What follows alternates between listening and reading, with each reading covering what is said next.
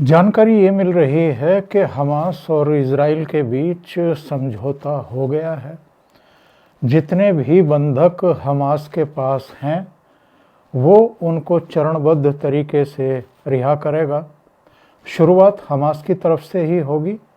जितने भी इजरायली नागरिक हैं उनको वो रिहा करेगा। इसके बाद इजराइल जो हमास के लोग हैं उनको रिहा करेगा और जो शुरुआती ये युद्ध विराम है ये कुछ सप्ताह के लिए होगा, 6 सप्ताह के लिए होगा और 1.5 महीने में ये देखा जाएगा कि किसी ओर से किसी तरह की कोई युद्ध विराम का उल्लंघन तो नहीं हो रहा है, किसी तरह की धोखेबाजी तो नहीं है।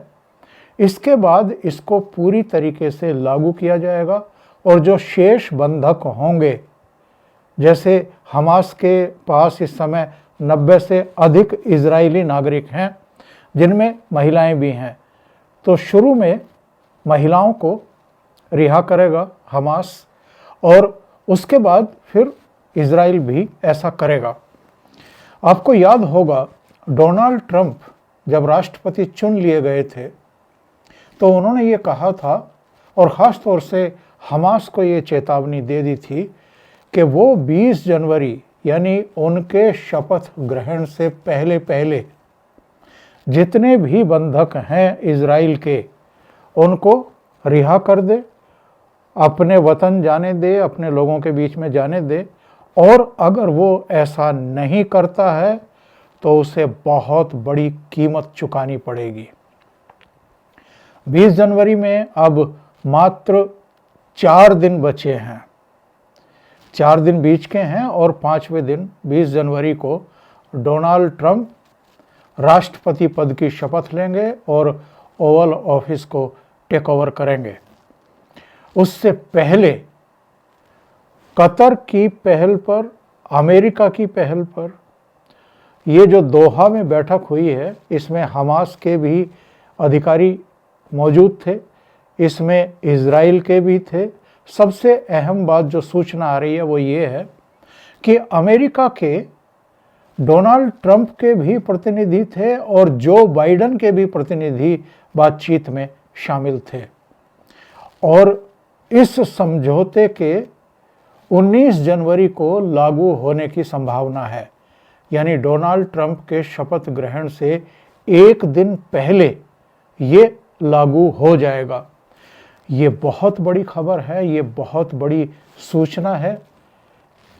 7 अक्टूबर 2023 को हमास ने इजराइल पर अटैक किया था और उस अटैक में करीब 1200 लोगों की हत्याएं कर दी गई थी। करीब 250 के आसपास 251 लोगों को, जो इजराइल के लोगों को उन्होंने बंधक बना लिया था, जिनमें महिलाएं भी थी। इनमें से काफ़ी मारे जा चुके हैं और कुछ अभी जीवित हैं। करीब 100 के आसपास इजराइल वापस ले चुका है अपने नागरिकों को और जो बचे हुए हैं उनको अब अमेरिका की चेतावनी और दखल की वजह से इजराइल में वो वापस जाने वाले हैं, वापस इजराइल उनको हासिल करने वाला है। इस युद्ध में करीब करीब 15 महीने का आप ये संघर्ष समझ लीजिए, इसमें 46,000 लोग मारे जा चुके हैं। इजराइल के भी हैं, इजराइल की सेना के भी हैं।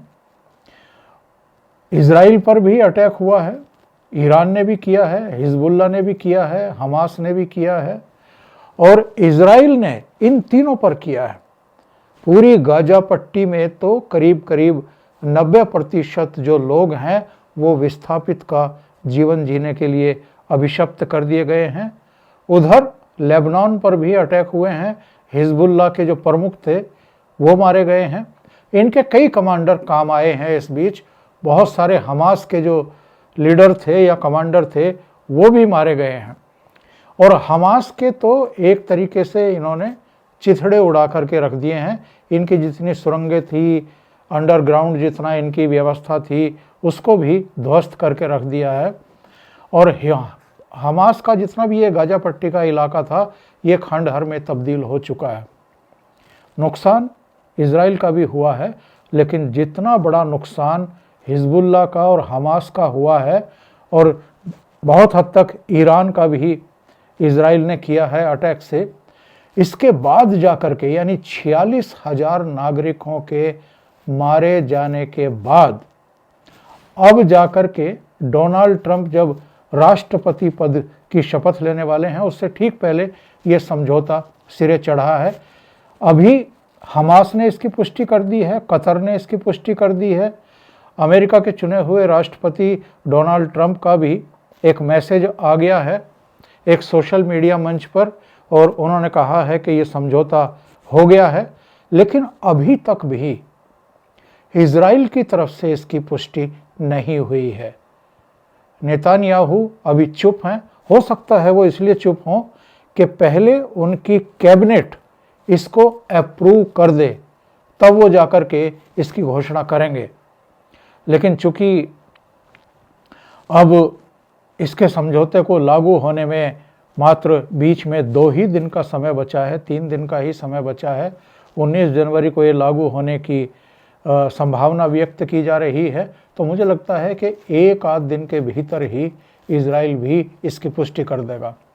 अब सवाल ये खड़ा होता है कि अगर ये इस पूरे इलाके में शांति स्थापित होती है, तो क्या इसके बाद डोनाल्ड ट्रंप और उनका प्रशासन रूस और यूक्रेन के बीच में जो युद्ध चल रहा है उसका रुख करेंगे और इसे भी रोकने के लिए अपना निर्णायक प्रभाव दिखाएंगे?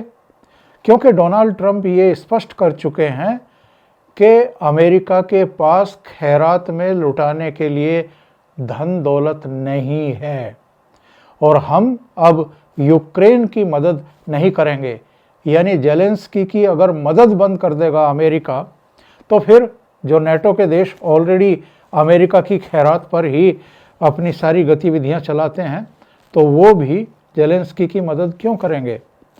और ये माना जाता है कि राष्ट्रपति पुतिन और डोनाल्ड ट्रंप के अच्छे रिश्ते हैं। डोनाल्ड ट्रंप नहीं चाहते हैं कि ये युद्ध और भी और आगे बढ़े, तो इसलिए इस बात की भी संभावना है कि अब रूस और यूक्रेन के बीच जो युद्ध चल रहा है ये भी ख़त्म होगा। अब नहीं होगा, 2-4 महीने के भीतर ख़त्म होगा, लेकिन ये ख़त्म होगा। और जब अमेरिका किसी भी तरह की मदद ही देना बंद कर देगा, तो जेलेंस्की कहाँ तक युद्ध लड़ेंगे? पहले ही यूक्रेन बर्बाद हो चुका है, उसकी बहुत सारी सामरिक दृष्टि से बेहद महत्वपूर्ण जो भूभाग है, ज़मीन है, वो रूस हथिया चुका है, अपने कब्जे में ले चुका है।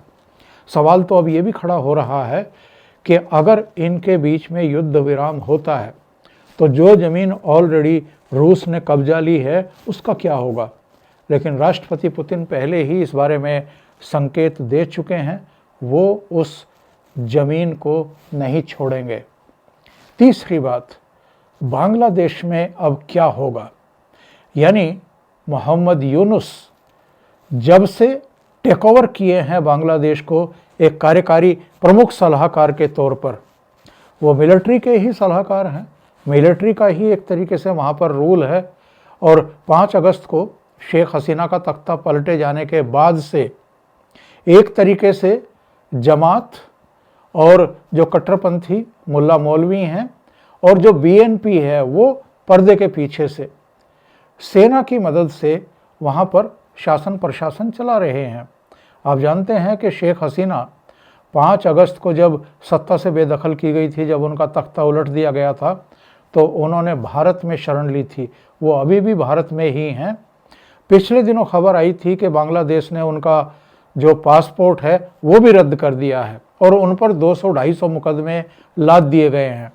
उन्होंने प्रत्यार्पण के लिए भी कहा था, लेकिन भारत ने उनकी भारत में रहने की जो अवधि है उसको और बढ़ा दिया है। इसका मतलब साफ है कि भारत शेख हसीना को प्रत्यार्पित करने वाला नहीं है। ऐसे में ये भी कहा जा रहा है कि मोहम्मद यूनुस के भी अब उल्टे दिन शुरू हो गए हैं, उल्टी गिनती शुरू हो चुकी है। और ये क्यों कहा जा रहा है? क्योंकि जब राष्ट्रपति चुन लिए गए थे तो डोनाल्ड ट्रंप ने अपने एक संबोधन में ये बात कही थी कि पूरी दुनिया में जहाँ जहाँ भी हिंदू हैं उन पर किसी भी तरह का वो अत्याचार, बर्बरता और क्रूरता नहीं होने देंगे। और बांग्लादेश में भी जो कुछ घटनाएं हुई थी उसका खास तौर से उन्होंने उल्लेख किया था।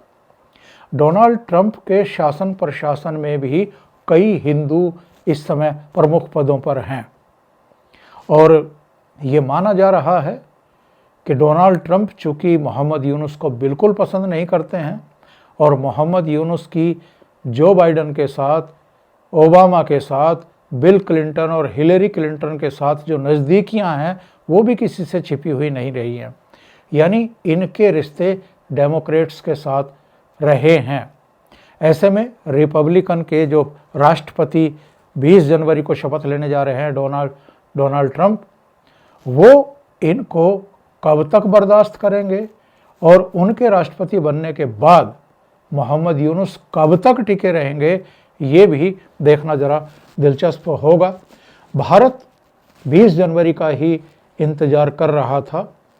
भारत की तरफ से संयम बरता गया है। वहाँ जिस तरीके से हिंदुओं पर अत्याचार हो रहे थे, बीच में हमारे विदेश सचिव ने भी ढाका की यात्रा की थी। उन्होंने मोहम्मद यूनुस से भी मुलाकात की थी, अपने समकक्ष से भी मुलाकात की थी। वहाँ पर चैतन्य प्रभु समेत जितने भी हिंदुओं पर जिस तरह के अत्याचार हो रहे हैं उनके प्रति अपनी नाराज़गी जाहिर की थी, अपनी नाखुशी जाहिर की थी और चिंता भी व्यक्त की थी। अब डोनाल्ड ट्रंप के शपथ ग्रहण के बाद ये माना जा रहा है कि जो भारत की चिंताएं हैं बांग्लादेशी हिंदुओं को लेकर के और बांग्लादेश की स्थिति को लेकर के भी, उसको भी अब अमेरिका, ख़ास तौर से डोनाल्ड ट्रंप एड्रेस करेंगे, उसको देखेंगे।